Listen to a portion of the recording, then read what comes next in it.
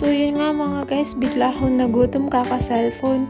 Kaya agad ako lumabas at nagluto nitong favorite kong canned sardines. Mega sardines, baka naman MS. So kumuha nga din pala ako nitong 2 itlog, sili, kamatis at dahon ng sibuyas. Hiwain lang natin into small pieces.